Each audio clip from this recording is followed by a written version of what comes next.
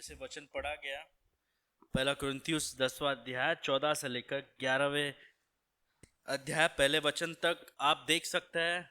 प्रचार जो है 10वें अध्याय आखिरी वचन तक नहीं है, लेकिन 11वां अध्याय पहले वचन तक है। इससे आपको क्या पता चलता है कि ये जो अध्याय और वचनों का विभाजन हुआ है ये एक सजेशन है। यानी जब बाइबल हमको दिया गया था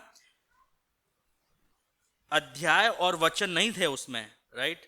अध्याय और वचनों का बिना दिया गया, there were no chapter and verses. ठीक 400 साल पहले एक व्यक्ति ने बाइबल को अध्याय और वचनों में विभाजित किया ताकि हम लोग पढ़ सके, ताकि जब मैं प्रचार करूं तो आपको पता चल सके कि आपको कहाँ पर खोलना है।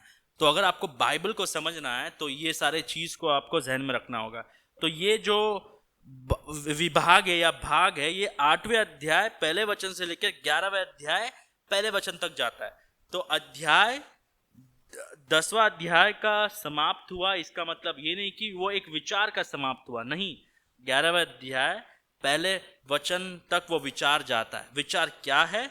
यह है परमेश्वर की पवित्र कलीसिया और मसीही स्वतंत्रता। ये चौथा संदेश है। ये भाग में आज का संदेश जो है आखिरी भाग, आखिरी संदेश होगा ये भाग में।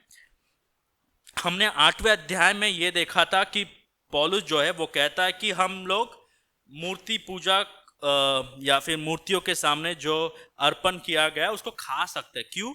क्योंकि मूर्ति क्या है? मूर्ति तो एक मानव ने बनाया गया एक सृष्टि है, लेकिन हर एक के पास ये ज्ञान नहीं होता है, हर एक का विवेक आप जैसा नहीं है। आप खा सकते हैं, लेकिन आपकी स्वतंत्रता जो है आपको सुसमाचार के लिए, दूसरे भाई के लिए आपको काबू में रखना होगा। You have to restrict your freedom for the sake of others. दूसरों के लिए आपको काबू में रखना होगा। और 8वें अध्याय का अंत ऐसा होता है, पौलुस कहता है अगर मेरा भाई मेरे खाने के कारण उसको चोट पहुंचता है या फिर वो पाप कर बैठता है तो मैं हमेशा के लिए जो है मूर्ति को जो अर्पित किया गया है वो खाना छोड़ दूंगा।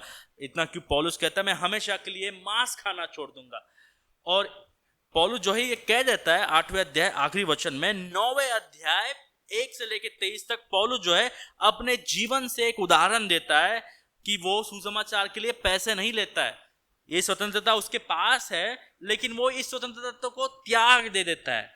फिर 9वें अध्याय 24 से लेकर 10वें अध्याय 13 वचन तक पौलुस ये कहता है हमारे पास स्वतंत्रता है, आप कुछ भी कर सकते हो। जब तक आप पाप नहीं करते तब तक आप क्रिस्ती स्वतंत्रता को इस्तेमाल कर सकते हैं। आप जो मांस मार्केट में मिलता है या हमें पता है कि मूर्तियों के सामने बलि दिया जाता है, इसको आप खा सकते हो, आपके पास पूरा फ्रीडम है। लेकिन कई बार यही मंदिरों में सोशल गैदरिंग के अलावा, यानी बर्थडे पार्टी होते थे, लेकिन उसके अलावा ऐसे चंद बैठक होते थे या फिर गैदरिंग होते थे जहां पर वो लोग सरल रीति से कहते थे कि हम ये मूर्तियों को अर्पण कर रहे हैं। ये खाने के द्वारा आप मूर्तियों के साथ सहभागिता रखोगे, या फिर ये खाने के द्वारा आप जो है मूर्ति पूजा में शामिल होंगे। अगर आपको ये पता चल रहा है तो आपको ये नहीं करना चाहिए। यानी 2 तरह का बैठक होता था मंदिर में। एक तो सोशल गैदरिंग है, क्योंकि उन जमाने में रेस्टोरेंट नहीं थे, लेकिन एक गैदरिंग जो है या फिर एक बैठक या फिर एक सभा ऐसा होता था जहां पर वो लोग खुलेआम कहते थे कि ये जो है इनको बलि दिया गया है और ये हम खाते। ये क्यों खाते? हम इसलिए खाते हैं क्योंकि हम इनकी आराधना कर रहे हैं। जब क्रिस्ती लोगों को ये पता चलता है तो क्रिस्ती लोग नहीं करना चाहिए। तो पौलुस जो है 9वें अध्याय 24 से 10वें अध्याय 13 वचन तक पौलुस कहता है कि आपके पास स्वतंत्रता है, लेकिन स्वतंत्रता के कारण पाप मत कीजिए। सेल्फ कंट्रोल रखिए, सेल्फ डिसिप्लिन रखिए, अनुशासन रखिए, क्योंकि इस्राएल लोगों ने भी ऐसे खाने पीने के कारण बलि हो गए। प्रभु ने ढेर कर दिया है, प्रभु ने उनको मार डाला है। मिस्री देश से जब वो कानान के ओर आ रहे थे 40 साल के यात्रा में, प्रभु के खिलाफ उन्होंने क्या किया? पाप किया है। इसलिए जो है हम 14 वचन से अगर पढ़ते हैं, 10वां अध्याय 14 वचन, इस कारण है मेरे प्रियो मूर्ति पूजा से बचे रहो। तो यहां पर आज का प्रचार आरंभ होने वाला है। 14 से लेके 22 तक हम पहला मुद्दा को देखते हैं। वो पहला मुद्दा यह है कि सुसमाचार का दृष्टिकोण या फिर सुसमाचार का नजरिया हमें जीवित परमेश्वर की आराधना के लिए अपनी स्वतंत्रता त्यागने में सक्षम बनाता है। सुसमाचार का दृष्टिकोण हमें जीवित परमेश्वर की आराधना के लिए अपनी स्वतंत्रता त्यागने में सक्षम बनाता है। ये संदर्भ जो है ये 8वें अध्याय का संदर्भ से अलग है। 8वें अध्याय में पौलुस कहता है आप खा सकते हो लेकिन आपके भाई के विवेक के लिए मत खाना। लेकिन यहां पर जो संदर्भ है 14 से 22 तक, पौलुस कहता है यहां पर संदर्भ अलग है। यहां पर आपको मंदिर में जाके खाना नहीं चाहिए, मतलब ऐसे सभाओं में मत जाओ जहां पर मूर्ति पूजा हो रहा है। भागो मूर्ति पूजा से। स्वतंत्रता के नाम पे मूर्ति पूजा मत कीजिए। इसलिए पौलुस जो है एक पासबानी के रूप से उनको बोलता है इस कारण है मेरे प्रियो, यानी पौलुस जो है उनको डांट नहीं रहा है, पौलुस जो है उनको प्यार से समझा रहा है। एक पासबान के रूप में मूर्ति पूजा से बचे रहो। मैं बुद्धिमान जानकर तुमसे कहता हूं, जो मैं कहता हूं उसे तुम परखो। पौलुस कहता है कि हर एक सभा जो है वो सोशल गैदरिंग जैसा नहीं है। कई बार ये लोग इसलिए इकट्ठा होते हैं क्योंकि मूर्ति पूजा करते हैं। तो ये संदर्भ जो है ये 8वें अध्याय के संदर्भ से अलग है। तो 14 वचन में पौलुस ये कहता है कि आप भागो मूर्ति पूजा से। 15वें वचन में पौलुस ये कहता है आप समझदार और बुद्धिमान लोगों जैसे आप ही न्याय कीजिए। मैं जो कह रहा हूं आप ही न्याय कीजिए। फिर पौलुस जो है 16वां वचन और 17 वचन में एक उदाहरण देता है। वो उदाहरण क्या है? ये 2 उदाहरण देता है, लेकिन पहला उदाहरण ये है। देखिए 16वां वचन और 17वां वचन, वे धन्यवाद का कटोरा जिस पर हम धन्यवाद करते हैं, क्या मसीह के लहू की सहभागिता नहीं? वह रोटी जिसे हम तोड़ते हैं, क्या वह मसीह की देह की सहभागिता नहीं? इसलिए कि एक ही रोटी है तो हम भी जो बहुत है एक देह है, क्योंकि हम सब उसी एक रोटी में भागी होते हैं। देखिए पौलुस जो है उदाहरण दे रहा है, लेकिन बहुत ही सरल रीति से ये कह रहा है जब हम प्रभु बोझ में हाथ डालते हैं हम एक है। यानी जब हम प्रभु बोझ में हाथ डालते हैं, ना केवल हम यीशु मसीह के बलिदान पर विश्वास कर रहे हैं या फिर यीशु मसीह के बलिदान पर हम सोच रहे हैं, लेकिन हम ये भी प्रचार कर रहे हैं कि हम एक है। तो इसलिए ये जो एक रोटी है, ये पहले तो हमारा सहभागिता परमेश्वर के साथ दिखाता है। हम यीशु मसीह के साथ एक है। अगर आप यीशु मसीह के साथ एक है तो आप यीशु मसीह के देह के साथ भी एक है। तो इसीलिए जब कुरिन्थ के लोग प्रभु बोझ में हाथ डाल रहे तो वो लोग ये कह रहे कि हम यीशु मसीह के लहू में और यीशु मसीह के शरीर में सहभागी है, और वो लोग ये कह रहे कि हम एक शरीर है। कलीसिया एक शरीर है। जब कलीसिया में एक व्यक्ति पाप करता है, वो एक पाप पूरे शरीर में आ जाता है। आप ऐसे नहीं कह सकते कि मैं किसके साथ भी जीवन जीव आपको क्या लेन देन है, मैं कैसा भी जीवन जीव आपको क्या लेन देन है, ये मेरा जीवन। अगर आप कलीसिया के सदस्य हैं, आप ऐसे बात नहीं कर सकते, क्योंकि पौलुस क्या कह रहा है, हम एक देह है। अगर मेरा हाथ कह देता है कि मुझे जहां जाना मैं वहां जाऊंगा, तो मेरा हाथ जो है मेरे शरीर के साथ पाप कर रहा है। पौलुस कहता है आप में से कई लोग मूर्ति पूजा में शामिल हो रहे हैं, फिर आके प्रभु भोज में हाथ डाल रहे हैं। क्या आपको नहीं पता कि आप कटोरे के लिए धन्यवाद देते, प्रभु के शरीर के लिए धन्यवाद देते? आप एक देह हो, आप प्रभु के देह में पाप को ले आ रहे हैं। और दूसरा उदाहरण जो है 18वां वचन में पौलुस ये देता है, जो शरीर के भाव से इस्राएल है उनको देखो, क्या बलिदानों के खाने वाले वेदी के सहभागी नहीं? यानी जो लोग बलिदान में हाथ डालते हैं वो लोग वेदी के सहभागी, और वेदी किसका वेदी है? परमेश्वर का वेदी है। तो जब वो लोग ये बलियों में हाथ डालते, वो लोग ये बता रहे कि हम भी शामिल है इसमें।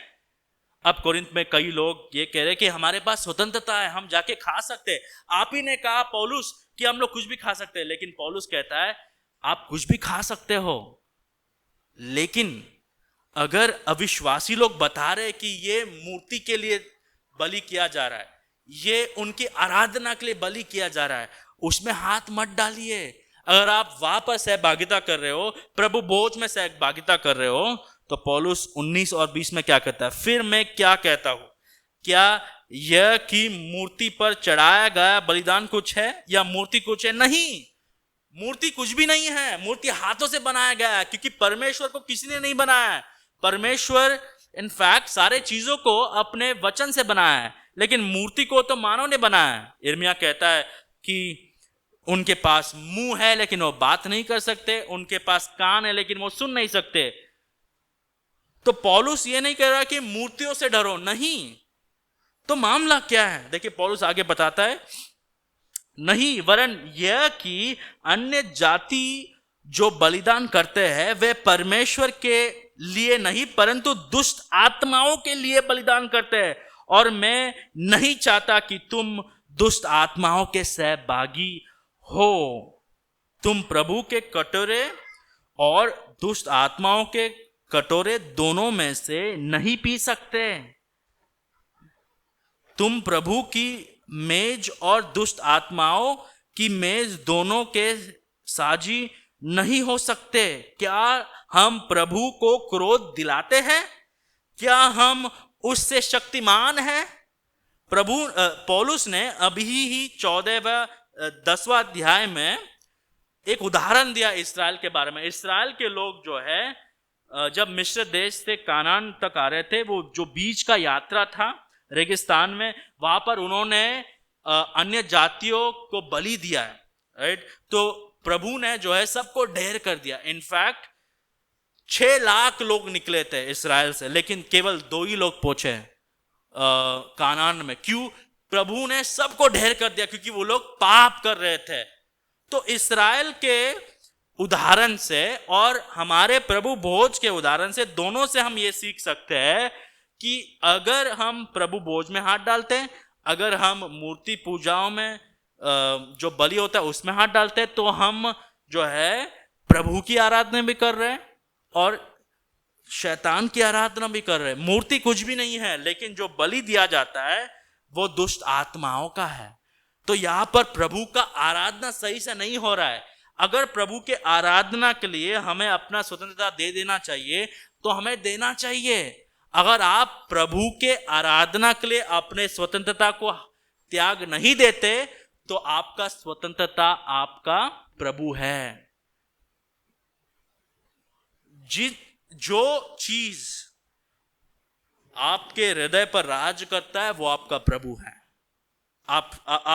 आप ये सोचते होंगे कि हम तो कभी मूर्ति पूजा नहीं करते, लेकिन जो व्यक्ति आपके हृदय पर राज करता है, जो व्यक्ति आपको रात दिन जगाता है, जो चीज आपको रात दिन परेशान करता है, पैसा हो, काम हो, इस संसार की इच्छाएं हो, अगर हमारे जहन में, मन में हमारा ताकत, हमारा प्रेम, हमारा लगन उन चीजों पर है तो हमारा प्रभु वो है।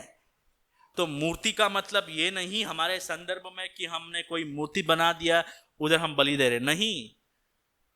आपका रिश्तेदार आपके मूर्ति हो सकते हैं, आपका काम आपका मूर्ति हो सकता है, पासबान भी आपका मूर्ति हो सकता है, आप खुद आपके मूर्ति हो सकते हैं। इसलिए C.S. लुइस कहते हैं कि हमारा जो हृदय है वो मूर्तियों का कारखाना है। अब heart is the factory of idols. भाई और बहनों, हमें प्रभु ने उनको पूर्ण हृदय से, पूर्ण मन से, पूर्ण भावनाओं से, पूर्ण शक्ति से, सामर्थ्य से प्रेम करने के लिए बुलाया। और कई कोरिन्थ के लोग जो है अपने स्वतंत्रता को त्याग नहीं देना चाहते। वो लोग ये कह रहे थे कि हमें स्वतंत्रता है, और पौलुस कह रहा है आपके स्वतंत्रता के कारण आप प्रभु के खिलाफ जा रहे हैं। आप कलीसिया के खिलाफ पाप कर रहे हैं, आप इतना हद तक जा रहे हैं कि आप मूर्ति पूजा में शामिल हो रहे हैं। हमारा जो आराधना है उसको हम विभाजित नहीं कर सकते, उसको हम आधा परमेश्वर को नहीं दे सकते और आधा संसार को नहीं दे सकते। नहीं, ऐसा आराधना परमेश्वर के सामने आराधना नहीं है। हम प्रभु को आराधना करते हुए हमारे शरीर को आराधना नहीं कर सकते। हमारा परमेश्वर जो है वो ईर्ष्या से भरा है। अब जब मैं ये कहता हूं तो कई लोग कहते हैं कि परमेश्वर के पास ईर्ष्या क्यों है। परमेश्वर का ईर्ष्या हमारे ईर्ष्या से अलग है। हमारा ईर्ष्या क्या है? हमको अगर कुछ नहीं मिला तो हमको लगता है कि ये हमें मिलना चाहिए, या फिर किसी के पास कोई गाड़ी है तो ये जो ईर्ष्या जो उगता है या फिर उभरता है वो गलत विचार से उभरता है, जहाँ पर नफरत है या फिर जहाँ पर हम दूसरों के चीज़ों को देखकर हम जलस हो जाते हैं। लेकिन परमेश्वर का जो ईर्ष्या है वो उसके महिमा के लिए है। परमेश्वर जो है महिमा इसलिए नहीं मांग रहे क्योंकि वो महिमा के भूखे हैं, नहीं। परमेश्वर आपके बिना भी महिमा से भरे हैं, लेकिन हमारे परमेश्वर ईर्ष्या से इसलिए भरे हैं क्योंकि उनको जो आराधना मिलना चाहिए वो आप जब नहीं देंगे तो परमेश्वर आपको और मुझे ढेर कर देंगे। परमेश्वर का वचन ये कहता है वो ईर्ष्या से भरा है, जो उनका प्रेम जो है सनातन तक है, लेकिन उनका क्रोध जो है 10 पीढ़ी तक भी जाता है। तो प्रभु को हम लोग हमें कभी भी प्रभु को क्रोध नहीं दिलाना चाहिए। प्रभु जो है हमसे शक्तिमान है। प्रभु से हम कभी भी लड़ना नहीं चाहिए। जब प्रभु हमें समय देते हैं बदलने के लिए, जब प्रभु हमें समय देते हैं कि उनके करीब आने के लिए, अगर हम उनके अनुग्रह के साथ खिलवाड़ करते हैं, हम भी इस्राएल के लोग जैसे उनके ईर्ष्या के साथ खिलवाड़ कर रहे हैं। अगर आपके जीवन के द्वारा प्रभु को महिमा नहीं मिल रहा है, अगर आपके जीवन के द्वारा उनकी आराधना नहीं हो रहा है, तो ये जाने कि प्रभु जो है वो ईर्ष्या से भरे हैं। हमारा काम, हमारे रिश्तेदार ये जो है कई बार हमारे मूर्ति है। उतना ही नहीं, हमारा नाम भी कभी कभी हमारा मूर्ति बन सकता है। प्रभु के बीच अगर कोई चीज भी आ जाता है, हमारा नाम हो, काम हो, हमारे पैसे हो, हमारे बच्चे हो, हमारे बीवी हो, कोई भी प्रभु का स्थान जब ले लेता है वो लोग मूर्ति बन जाते हैं। इसलिए एक कलीसिया जो है प्रभु का स्थान किसी को नहीं देता है। आपके जीवन पर की है, मेरा जीवन को मैं परख रहा हूं, ऐसे प्रचार हो रहा है। क्या प्रभु की आराधना हो रही है आपके जीवन के द्वारा? किससे आप प्रेम कर रहे हो? पूर्ण हृदय से, पूर्ण मन से, पूर्ण शक्ति से? कौन है वह व्यक्ति? क्या चीज है जहां पर पूरा लगन जा रहा है, जहां पर पूरा समय जा रहा है, जहां पर आप सो रहे फिर भी आप उनके बारे में सोच रहे, सो रहे लेकिन फिर भी आप उस चीज के बारे में सोच रहे? वो आपका प्रभु है, वो आपका उद्धार करता है। ये कुरिन्थ के लोग जो है अपने स्वतंत्रता को त्याग नहीं देना चाहते। पौलुस ये कह रहे हैं कि नहीं, प्रभु के साथ खिलवाड़ मत कीजिए। अब कई लोग कहेंगे कि तो हमारा स्वतंत्रता का क्या होगा? पौलुस जो है 23 और 24 में दूसरा मुद्दा बताता है। सुसमाचार का दृष्टिकोण हमें अन्य भाइयों के लाभ के लिए अपने अधिकारों को या फिर स्वतंत्रता को त्यागने की शिक्षा देता है। सुसमाचार का दृष्टिकोण हमें अन्य भाइयों के लाभ के लिए अपने अधिकारों को त्यागने की शिक्षा देता है। 23 और 24 जब हम पढ़ते हैं, सब वस्तुएं मेरे लिए उचित है परंतु सब लाभ की नहीं। सब वस्तुएं मेरे लिए उचित तो है परंतु सब वस्तुओं से उन्नति नहीं। कोई अपनी ही भलाई को नहीं वरन दूसरों की भलाई को ढूंढो। तो ये जो शब्द है, सब वस्तुओं मेरे लिए उचित तो है, ये जो है कुरिन्थ के लोग कह रहे थे। कुरिन्थ के लोग कह रहे थे कि सब कुछ हम कर सकते हैं। कुरिन्थ के लोग बार बार ये दोहरा रहे थे, सब वस्तुओं मेरे लिए उचित है, मैं कुछ भी कर सकता हूं, आप कौन है बोलने वाला? लेकिन पौलुस ये कहता है परंतु सब लाभ की नहीं। सब आप कर सकते हैं, आपके जो ताकत में है आप कर सकते हैं, लेकिन क्या सब चीज दूसरों के लाभ के लिए है? नहीं। तो कलीसिया जो है वो अविश्वासी जैसा नहीं सोचता है, अविश्वासी क्या सोचता है? अविश्वासी का आप देखिए, पॉडकास्ट सुनिए, आप किसी भी बात कीजिए, अविश्वासी का जहन में एक ही चीज चलता है, हम जीते, अगर दूसरों को हराना पड़े फिर भी चलेगा, अगर दूसरों को मारना पड़े फिर भी चलेगा, हमारा जीत हो। लेकिन ख्रिस्ती जो है अपने स्वतंत्रता को सही रीति से इस्तेमाल भी नहीं करता है। क्यों?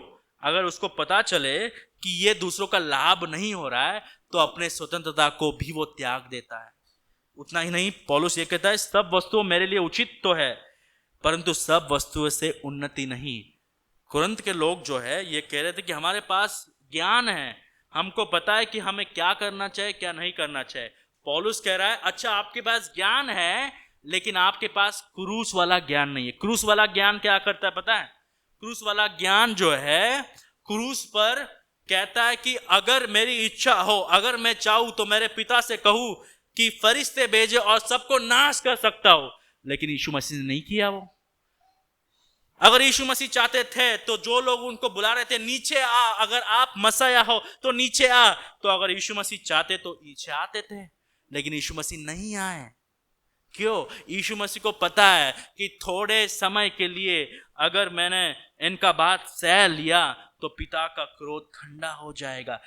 दूसरों के भलाई के लिए यीशु मसीह मूर्ख बन गए क्रूस पर। इसीलिए पौलुस कहता है कि ज्ञान तो सबके पास है लेकिन प्रेम दूसरों को बढ़ाता है। आपके पास स्वतंत्रता है, आप इस्तेमाल कर सकते हो, लेकिन सब चीज उन्नति नहीं देती है। इसीलिए पौलुस कहता है 24 में, कोई अपनी ही भलाई को नहीं वरन दूसरों की भलाई को ढूंढो। हमारे पास स्वतंत्रता है, हम कुछ भी कर सकते हैं, लेकिन ख्रिस्ती लोग क्या सोचते हैं? ख्रिस्ती लोग क्या सोचते हैं पता है? क्या ये दूसरों को भलाई देगा? ये ख्रिस्ती सोच है, ये ख्रिस्ती दृष्टिकोण है, ये ख्रिस्ती नजरिया है। कौन व्यक्ति बढ़ रहा है कलीसिया में? ये व्यक्ति बढ़ रहा है जो ये सोच रहा है क्या ये करने से दूसरों का भलाई होगा। भाइयों और बहनों, सुसमाचार जो है वो हमें सक्षम बनाता है ताकि हम हमारी स्वतंत्रता, हमारे हक को दूसरों के लिए त्याग दे दें। इसको हम कहते हैं ख्रिस्ती स्वतंत्रता, ख्रिस्ती अधिकार। हमारे पास अधिकार है हमारे ज्ञान को इस्तेमाल करने के लिए, लेकिन हम त्याग दे देते हैं। हम जो है हमारे भलाई के लिए नहीं लेकिन दूसरों के भलाई के लिए करते हैं। अगर आप कलीसिया के एक सदस्य हैं तो आपने वाचा बांधा है, प्रचार के बाद आप वाचा पढ़ेंगे, आपने वाचा बांधा कि हम दूसरों के साथ इकट्ठा होंगे, हम दूसरों की सुधि लेंगे, हम दूसरों के लिए प्रार्थना करेंगे, हम हमारा समय देंगे, हम हमारा योगदान देंगे, हम हमारे आत्मिक वरदानों का इस्तेमाल करेंगे, हम हमारे पैसों को कलीसिया के ओर देंगे ताकि ये सब का इस्तेमाल हो और कलीसिया उन्नति पाए और इसके द्वारा हम दूसरों को चेले बनाए। हमने ये भी वाचा करते कि अगर ऐसा कलीसिया हमें नहीं मिलेगा, अगर हम दूसरे जगह में चले जाएंगे तो हम खुद दूसरे कलीसिया को स्थापित करेंगे। हम वाचा पढ़ रहे हैं लेकिन क्या वाचा के गंभीरता को समझ पा रहे हैं? जो वाचा है ये सुसमाचार का सोच है, सुसमाचार का समझ है। हम वाचा किए कि दूसरों के सूदी लेंगे, लेकिन क्या हम सूदी ले रहे हैं? क्या आपने कभी ये सोचा कि केवल 10 लोग काम कर रहे कलीसिया में, क्यों ना हम आए इस रविवार को, आधे घंटे पहले आते और देखते कि हम चेयर कैसे लगाए, हम कैसे साफ सफाई कर सकते हैं, हम देखते हैं। क्यों ना हम जाए सर्विस के बाद और हम चाय बांटें। ये सुसमाचार का सोच है। हमारे पास स्वतंत्रता है कि हम टाइम पर आए, कि हम दूसरों से सेवकाई ले, लेकिन ख्रिस्ती दृष्टिकोण जो है, सुसमाचार जो है, वो दूसरों के प्रति त्याग देता है, दूसरों के बारे में सोचता है। उतना ही नहीं, 25 से लेके 29 पहला भाग तक पौलुस तीसरा मुद्दा बताता है। सुसमाचार का दृष्टिकोण हमें दूसरों के विवेक के कारण अपनी स्वतंत्रता को सीमित करने के लिए प्रोत्साहित करता है। तो कई लोग पौलुस से ये प्रश्न पूछ रहे हैं अब कि आप तो दूसरों के लिए सब कुछ करने बोल रहे पौलुस, हमारा क्या होगा? क्या हमारा कोई स्वतंत्रता नहीं? तो देखिए पौलुस 25 से क्या कहता है, जो कुछ कसाईयों के यहाँ बिकता है वह खाओ और विवेक के कारण कुछ ना पूछो। मतलब मार्केट में जो मिलता है वो खा लीजिए, क्योंकि पृथ्वी और उसकी भरपूरी प्रभु की है। तो हम ये नहीं मानते हैं कि अगर आप ख्रिस्ती बनो तो आपको कंगाल होना पड़ेगा, आपको ठीक से खाना नहीं खाना पड़ेगा, राइट। ख्रिस्ती लोग कई लोगों के मन में ये होता है कि अगर कोई मर्सिडीज कार में आता है तो हम ये ठान लेते कि ये व्यक्ति प्रार्थना नहीं करता है, क्योंकि अगर ये व्यक्ति प्रार्थना करता है तो ऐसा जीवन नहीं जिएगा। ये भारतीय सोच है, ये हमारे संस्कृति का सोच है। अगर कितना पैसे वाला है तो उतना भ्रष्ट है। नहीं, ये संसार जो है वो प्रभु का है। अगर हम मेहनत कर रहे हैं, अगर हम पैसे कमा रहे हैं, प्रभु उन्नति देते हैं, हम इस जीवन को एंजॉय कर सकते हैं, उसमें कोई भी प्रॉब्लम नहीं है। ख्रिस्ती होकर पैसे कमाना गलत नहीं है। इनफैक्ट अगर आप अपना समय, अपना दिमाग, अपना टैलेंट को इस्तेमाल नहीं कर रहे तो आप एक अच्छे भंडारी नहीं हो। एक अच्छे भंडारी क्या करता है? सब कुछ इस्तेमाल करता है। तो पौलुस ये नहीं कह रहा कि कंगाल हो जाओ, सब कुछ बेच दो, नहीं। पौलुस कहता है जो कुछ कसाईयों के यहां बिकता है वो खाओ और विवेक के कारण कुछ ना पूछो, क्योंकि पृथ्वी और उसकी भरपूरी प्रभु की है। खाओ, प्रभु ने जो दिया आप खा सकते हो। यदि अविश्वासियों में से कोई तुम्हें नेवता दे और तुम जाना चाहो तो जो कुछ तुम्हारे सामने रखा जाए वही खाओ और विवेक के कारण कुछ ना पूछो। अगर अविश्वासी लोग कुछ देते हैं आपको तो खाइए। अगर वो लोग कुछ बोलते नहीं है कि इनको बलि दिया, उनको बलि दिया, आप खा सकते हैं, आपके पास स्वतंत्रता है। लेकिन देखिए पौलुस क्या कहता है, परंतु यदि कोई तुमसे कहे यह तो मूर्ति को बलि की हुई वस्तु है, तो उसे बताने वाले के कारण और विवेक के कारण ना खाओ। मेरा मतलब तेरा विवेक नहीं, परंतु उस दूसरे का विवेक। यानी पौलुस ये कह रहा है आपके पास स्वतंत्रता है, आप कुछ भी खा सकते हो। मूर्ति को जो बलि दिया गया है आप खा सकते हो। ये प्रभु, ये जो धरती है वो प्रभु का है, धरती में सब कुछ प्रभु का है, आप खा सकते हो। लेकिन ख्रिस्ती लोग एक कदम आगे जाते हैं, एक माइल आगे जाते हैं। वो ये सोचते हैं कि अगर अविश्वासियों ने मुझसे बोला कि ये मूर्ति को बलि दिया गया तो मैं नहीं खाऊंगा। क्यों नहीं खाऊंगा? उनके लिए और उनके विवेक के लिए। यानी हमें अविश्वासियों का विवेक के लिए भी जीना है। इसको हम कहते हैं यीशु मसीह के पीछे चलना। यानी ख्रिस्ती लोग दूसरों के बारे में इतना सोचते हैं कि वो अविश्वासी है, लेकिन उनके विवेक के वजह से भी हम अपने स्वतंत्रता को त्याग देते हैं। अब एक व्यक्ति पूछेगा कि दूसरों के विवेक के लिए हम क्यों त्याग दें? दूसरे लोग हमारे आदतों पर, हमारे स्वतंत्रता पर काबू कैसे रख सकते हैं? तो पौलुस उत्तर ये देता है 29वां अध्याय दूसरे भाग से 11वें अध्याय पहले वचन तक। मेरी स्वतंत्रता दूसरों के विचार से कहां पर की जाए, क्यों पर की जाए? यदि मैं धन्यवाद करके सजी होता हूं तो जिस पर मैं धन्यवाद करता हूं उसके कारण मेरी बदनामी क्यों होती जाए? ये एक प्रश्न है। अगर मैं धन्यवाद देता हूं जो बलि दिया गया तो हम खा सकते हैं, उसमें कोई गलती नहीं है। तो दूसरे लोग मेरे आदतों पर या फिर स्वतंत्रता पर काबू क्यों रख रहे हैं? दूसरे लोग मेरे जीवन को कंट्रोल क्यों कर रहे हैं? तो पौलुस का उत्तर देखिए, ये हम बार बार दोहराते बराबर। इसलिए जब खाओ या पियो प्रभु की आराधना के लिए करो, प्रभु के महिमा के लिए करो। संदर्भ ये है, देखिए संदर्भ क्या है।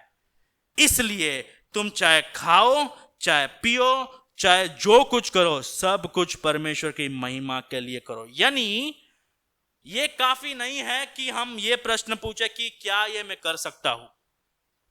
ये काफी नहीं है कि हम ये पूछे कि क्या इसके द्वारा पाप हो रहा है। नहीं, ख्रिस्ती लोग ये प्रश्न पूछते हैं प्राथमिक रूप से कि क्या ये चीज परमेश्वर को महिमा देता है? पौलुस ये कह रहा है आपके पास स्वतंत्रता है, आप बलि दिए गए चीज खा सकते हो, लेकिन दूसरों के कमजोर विवेक के लिए, या फिर अंतरात्मा जो कहते हैं, राइट, कॉन्शियंस, राइट, उसके लिए आप त्याग दे देते हैं। क्यों? प्रश्न ये है कि पौलुस, दूसरे लोग मेरे जीवन को कंट्रोल क्यों कर रहे हैं? पौलुस कहता है दूसरे लोग कंट्रोल नहीं कर रहा है, प्रभु का महिमा कंट्रोल कर रहा है। आप सब कुछ क्यों करते हो?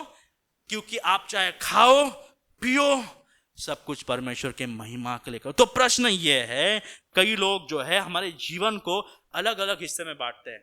रविवार का आराधना बहुत ही पवित्र, सोमवार से शनिवार का जो जीवन है वो बहुत ही साधारण है। काम को जाना, राइट, बच्चों का डायपर चेंज करना, बच्चों को पूछना कि आपने होमवर्क किया, ये बहुत ही साधारण है। ये सोच ख्रिस्ती सोच नहीं है। पौलुस ये कह रहा है चाहे आप खाओ या पियो, इसके द्वारा भी प्रभु का आराधना होना चाहिए। तो काम करना उससे बड़ी बात है, समय का इस्तेमाल करना उससे बड़ी बात है। यूट्यूब को चलाना, अगर प्रभु को महिमा नहीं दे रहा है तो यूट्यूब चलाना बंद कीजिए। प्रश्न ये है कि क्या ये चीज प्रभु को महिमा दे रहा है? हम प्रभु के महिमा के लिए काम करते हैं, हम प्रभु के महिमा के लिए खाते हैं, हम प्रभु के महिमा के लिए पीते हैं, हम प्रभु के महिमा के लिए सोते हैं। कई लोग सोना भी ये चलता है, कई लोग ये सोचते हैं अगर मैं ज्यादा सो गया तो लोग को ऐसा लगेगा कि हम बहुत ही आलसी है। नहीं, ज्यादा काम करना और उसके वजह से नींद को त्याग करना प्रभु को महिमा नहीं देता है। क्योंकि आप बता रहे कि प्रभु आपने जो योजना बनाया हम उसके खिलाफ जा रहे हैं। नहीं, ये कोई साधारण चीज नहीं। प्रभु जो है हमारे जीवन में ऐसा कोई भी भाग नहीं छोड़ा जहां पर हम हमारे लिए कर सकते नहीं। हर एक चीज, चाहे खाना खाए, चाहे पानी पिए, चाहे सोए, चाहे काम करे, क्रिकेट खेले, फुटबॉल खेले, मूवी देखे, ये सब प्रभु के महिमा के लिए होना चाहिए। अगर इसमें से कोई प्रभु के महिमा के लिए नहीं हो रहा है तो मत कीजिए, पौलुस ये कह रहा है। तो यदि हम दूसरों से बात करें वो भी प्रभु के महिमा के लिए होना चाहिए। हमारा पति पत्नियों के साथ संबंध भी प्रभु के महिमा के लिए जो होना चाहिए। पति पत्नी के बीच में जो शारीरिक संबंध है वो भी प्रभु के महिमा के लिए होना चाहिए। ये है पौलुस के अनुसार ख्रिस्ती दृष्टिकोण। पौलुस जो है ये नहीं पूछ रहा है कि क्या हम खा सकते हैं, पौलुस ये पूछ रहा है क्या प्रभु को महिमा मिल रहा है। अगर प्रभु को महिमा नहीं मिल रहा है तो हमें त्याग दे देना चाहिए। ये 3 वचनों में से 4 चीज उभर के आता है। पहला चीज, हमें सब कुछ परमेश्वर के महिमा के लिए करना चाहिए। दूसरा चीज देखिए 32वां वचन, तुम ना यहूदियों ना यूनानियों और ना परमेश्वर की कलीसिया के लिए ठोकर के कारण बनो। तो दूसरा चीज यह है कि हमें ऐसा कोई भी चीज नहीं करना चाहिए हमारी स्वतंत्रता के कारण कि दूसरों के जीवन में हम बाधा बने। 33वां वचन, जैसा मैं भी सब बातों में सबको प्रसन्न रखता हूं और अपना नहीं परंतु बहुतों का लाभ ढूंढता हूं कि वे उद्धार पाए। और 11वां वचन, पहला वचन, तुम मेरी सी चाल चलो जैसे मैं मसीह की सी चाल चलता हूं। तो तीसरा मुद्दा यह है हम सब कुछ सुसमाचार के लिए करना चाहिए।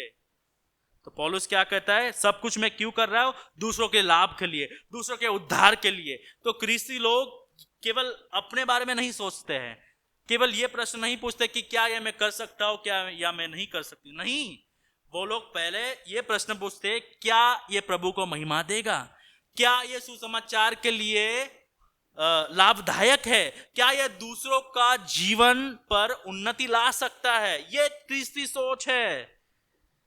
और आखिरी चीज, हमें यीशु मसीह के पीछे चलना चाहिए जिन्होंने अपना जीवन दूसरों के लिए दे दिया।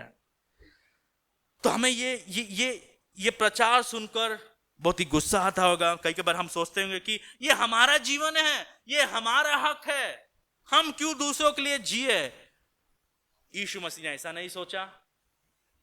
ये हमारा राज्य है, ये हमारा सिंहासन है, हम क्यों छोड़े?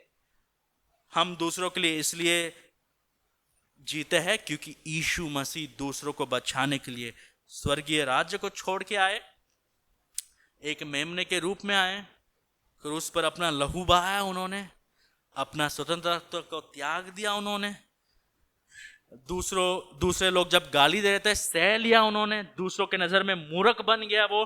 क्यों? ये सब के द्वारा दूसरों का उद्धार हो। अगर आप यीशु मसीह के चेले हो तो आपको प्राथमिक रीति से प्रभु को प्रसन्न करना चाहिए। परमेश्वर के चेले हर वक्त ये प्रयास करते हैं कि वो परमेश्वर को महिमा दे और दूसरों को भलाई दे। एक चेला जो यीशु मसीह के पीछे चलता है वो स्वार्थी कभी भी नहीं हो सकता है। ऐसा कोई भी चेला नहीं है बाइबल में जो बहुत ही स्वार्थी है, जो बहुत ही स्वयं केंद्रित है, सेल्फ सेंटर्ड है। ऐसा कोई भी क्रिस्ती नहीं है जो अपना जीवन उसके लिए जी रहा है, उसके बच्चों के लिए, उसके परिवार के लिए नहीं। हम दूसरों के लिए खर्च होने के लिए बुलाए, और ये चीज हमारे सामर्थ्य में नहीं है। इसलिए हर पॉइंट में मैंने ये जोड़ा कि सुसमाचार का दृष्टिकोण, सुसमाचार का सोच, सुसमाचार का नजरिया प्रभु के महिमा के लिए जीता है और दूसरों के भलाई के लिए और सुसमाचार को आगे भेजने के लिए। ये हम क्यों करते हैं? ये हम इसलिए करते हैं क्योंकि हम जिसके पीछे चलते हैं उन्होंने हमें यह सिखाया। वो जब संसार में आए वो एक बड़े से महल में नहीं आए, जानवरों के बीच में पैदा हुआ उन्होंने। जब जीवन जिए उन्होंने दूसरों की सेवकाई की, उन लोगों की सेवकाई की जो उनको मारना चाहते थे, उन लोगों के लिए जान दिया जो उनको मार रहे थे, और उन लोगों के लिए 3.5 साल उन्होंने सेवकाई की जो लोग वो मरने के बाद छोड़ के जाने वाले थे। क्योंकि चेलों ने यीशु मसीह को छोड़कर चले गए वो लोग। हम ये इसलिए करते हैं क्योंकि जब यीशु मसीह धरती पे थे, जब यीशु मसीह सेवकाई कर रहे थे, तब यीशु मसीह ये कहे कि पिता को जो कुछ प्रसन्न नहीं करता है मैं वो नहीं करता हूं। तो यीशु मसीह का जीवन का लक्ष्य क्या था? पिता को प्रसन्न करना। हमारा जीवन का लक्ष्य क्या होना चाहिए? यीशु मसीह को प्रसन्न करना और दूसरों को बढ़ाना, दूसरों को गिराना नहीं।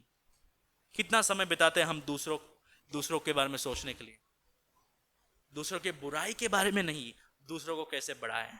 लेकिन दूसरों को बढ़ाने से पहले हम खुद यीशु मसीह में बढ़े।